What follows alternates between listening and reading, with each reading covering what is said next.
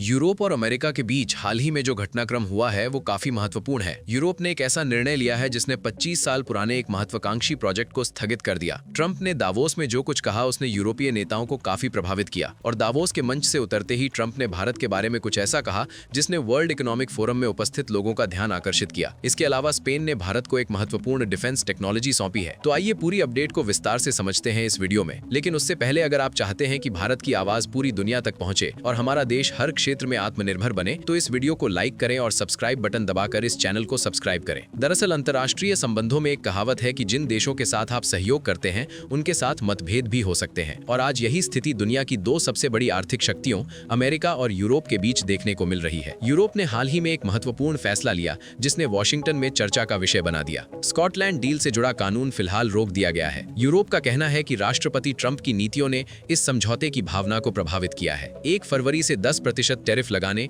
और यदि जून तक ग्रीनलैंड पर सहमति नहीं बनी तो 25% टैरिफ तयान से करने की बात सामने आई है। स्विट्जरलैंड के दावोस में जो अपनी बर्फीली वादियों के लिए प्रसिद्ध है, इस बार केवल प्राकृतिक सुंदरता ही नहीं बल्कि अमेरिका और यूरोप के संबंधों में भी एक महत्वपूर्ण बदलाव देखने को मिला। दावोस के वर्ल्ड इकोनॉमिक फोरम में एक ऐसी स्थिति उत्पन्न हुई जिसने वैश्विक स्तर पर ध्यान आकर्षित किया। इस बार रक्षात्मक रुख अपनाने के बजाय सीधे तौर पर डोनाल्ड ट्रंप की नीतियों पर अपनी चिंताएं व्यक्त की। ट्रंप की टैरिफ नीति, ग्रीनलैंड के मुद्दे और अमेरिका फर्स्ट की सोच, इन तीनों विषयों पर यूरोप ने अपना पक्ष स्पष्ट रूप से रखा। लेकिन इस स्थिति में महत्वपूर्ण मोड़ तब आया जब ट्रंप मंच पर पहुंचे। ट्रंप जो अपनी मजबूत छवि के लिए जाने जाते हैं, उन्होंने भी किसी को नहीं बख्शा, न फ्रांस को, न जर्मनी को और न ही ब्रिटेन को। सामान्यतः उनकी बातें प्रभावी होती हैं, लेकिन इस बार परिस्थिति कुछ अलग थी। ट्रंप को पहली बार यूरोप की ओर से भी मजबूत प्रतिक्रिया मिली। लेकिन घटनाक्रम यहीं समाप्त नहीं हुआ। ट्रंप की स्पीच समाप्त होते ही यूरोप ने एक ऐसा कदम उठाया जिसकी वॉशिंगटन में अपेक्षा नहीं थी। यूरोपीय संसद की ट्रेड कमेटी के अध्यक्ष बर्नार्ड लैंग ने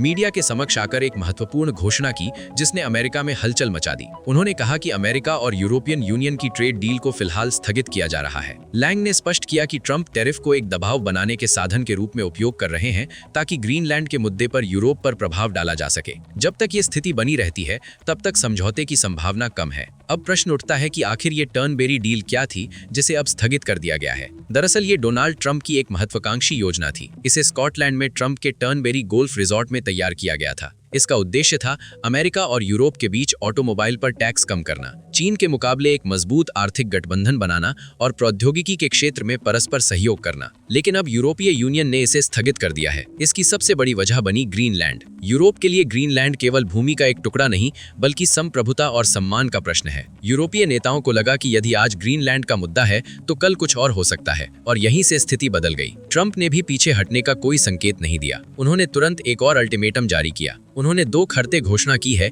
कि 1 फरवरी से डेनमार्क, स्वीडन, फ्रांस, जर्मनी और ब्रिटेन जैसे देशों पर भारी टैरिफ लगाया जाएगा। यदि ग्रीनलैंड पर बातचीत सफल नहीं हुई तो ये टैक्स 25% तक बढ़ सकता है। यानी अब ये केवल व्यापार का मुद्दा नहीं रहा, ये एक आर्थिक प्रतिस्पर्धा का रूप ले चुका है। लेकिन डोनाल्ड ट्रंप ने मंच पर कुछ ऐसा कहा जिसने यूरोप को प्रभावित किया। उन्होंने कहा कि यदि अमेरिका नहीं होता तो आज यूरोप की स्थिति अलग होती। कल्पना कीजिए, दुनिया के सबसे प्रतिष्ठित मंच वर्ल्ड इकोनॉमिक फोरम पर यदि कोई इस प्रकार की टिप्पणी करे तो क्या परिणाम होगा। दावोस 2026 में ठीक यही हुआ। डोनाल्ड ट्रंप ने जैसे ही दूसरे विश्व युद्ध का संदर्भ देते हुए ये बात कही, पूरे हॉल में गहरा सन्नाटा छा गया। यूरोपीय कमीशन की president Ursula von der Leyen समेत तमाम यूरोपीय नेता अपनी कुर्सियों पर स्तब्ध रह गए। लेकिन ये तो केवल शुरुआत थी। लगभग 1 घंटे की अपनी भाषण में ट्रंप ने अमेरिका की सफलता के आंकड़े प्रस्तुत किए। 5.4% की जीडीपी वृद्धि और $1 ट्रिलियन का निवेश। लेकिन मुख्य निशाना था यूरोप और नाटो। ट्रंप ने स्पष्ट रूप से कहा कि नाटो एक तरफा व्यवस्था है। अमेरिका उनके लिए पूरी तरह प्रतिबद्ध है,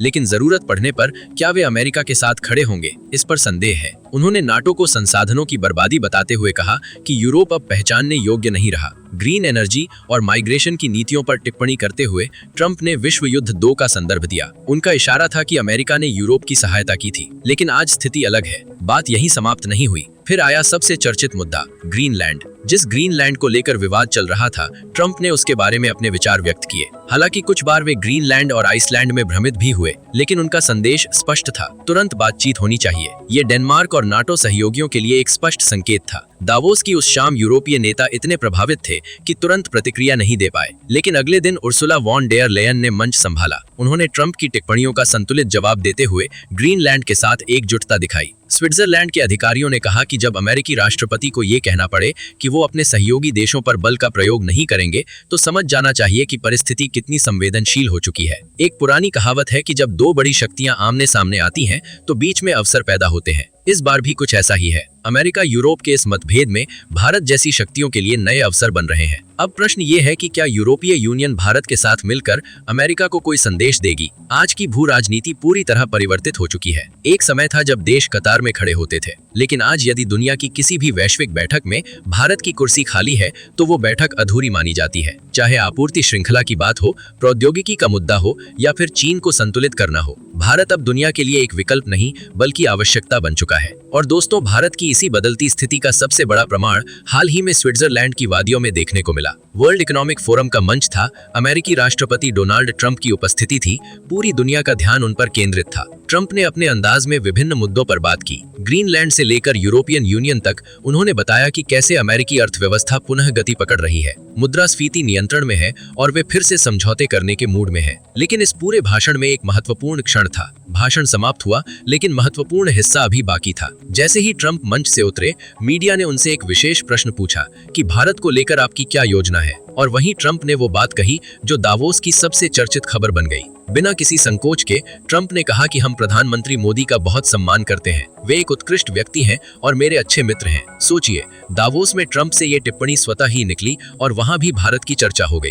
अब बढ़ते हैं अगली अपडेट की ओर, क्योंकि जिस नाटो को डोनाल्ड ट्रंप बार बार प्रश्नों के घेरे में रखते हैं, उसी नाटो का एक महत्वपूर्ण देश भारत को अपनी महत्वपूर्ण डिफेंस टेक्नोलॉजी क्यों सौंप रहा है। दरअसल एक और दुनिया का ध्यान डोनाल्ड ट्रंप के उन बयानों पर है जहां उन्हें अक्सर कठोर और आक्रामक नेता के रूप में देखा जाता है। वहीं दूसरी ओर भारत अपनी शांतिपूर्ण नीति और दृढ़ इरादों के साथ दुनिया के शक्तिशाली देशों के साथ सहयोग कर रहा है। भारत स्पष्ट रूप से कह रहा है कि हम विस्तारवादी नहीं बल्कि विकास की राह चुनने वाले देश हैं। दिलचस्प बात यह है कि जिस नाटो संगठन को लेकर ट्रंप अक्सर टिप्पणियां करते हैं, उसी नाटो का एक महत्वपूर्ण सदस्य देश स्पेन भारत आता है। वो न केवल भारत की बढ़ती शक्ति को स्वीकार करता है बल्कि मैत्री का एक नया अध्याय शुरू करता है जो ऐतिहासिक है। उल्लेखनीय है कि हम बात कर रहे हैं भारत और स्पेन की उस मित्रता की जो अब पूरे 70 वर्ष की होने जा रही है। ये केवल वर्षों की गणना नहीं है, ये उस विश्वास की कहानी है जब एक यूरोपीय शक्ति अपनी डिफेंस टेक्नोलॉजी की चाबी भारत के हाथों में सौंप देती है। ये वही ऐतिहासिक क्षण है जहां भारत और स्पेन के संबंधों के 70 वर्ष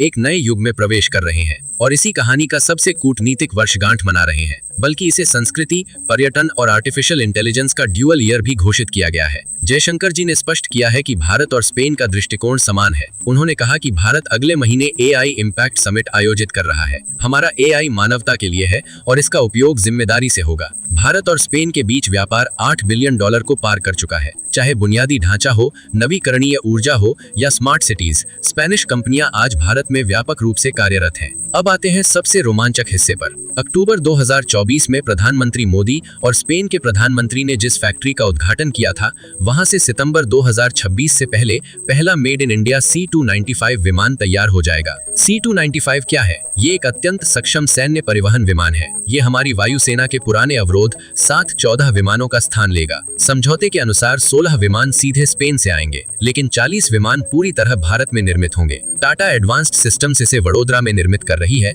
जहां 18,000 से अधिक पुर्जों को असेंबल किया जाएगा। ये पहली बार है जब भारत में कोई निजी क्षेत्र की कंपनी सैन्य विमान बना रही है। सोचिए, स्पेन एक नाटो देश है और भारत गुट निरपेक्ष, फिर भी स्पेन अपनी उन्नत प्रौद्योगिकी भारत को सौंप रहा है। ये भारत की कुशल कूटनीति है, जहां हम किसी गुटबाजी में शामिल हुए बिना अपनी शर्तों पर दुनिया के साथ सहयोग कर रहे हैं। स्पेन केवल रक्षा में ही नहीं बल्कि भारत के बुलेट ट्रेन प्रोजेक्ट और 500 गीगावाट नवीकरणीय ऊर्जा के लक्ष्य में भी हमारा महत्वपूर्ण साझेदार है। तो दोस्तों, ये थी आज की पूरी खबर जो काफी रिसर्च और मेहनत के बाद आपके सामने रखा गया है। बाकी आप इस पूरे मुद्दे पर क्या सोचते हैं? अपनी राय कमेंट में जरूर बताइएगा। और जाते जाते एक छोटी सी हेल्प कर दीजिए, इस वीडियो को एक लाइक करके अपने दोस्तों तक शेयर करके हमारी मेहनत को सपोर्ट कर दीजिए। धन्यवाद।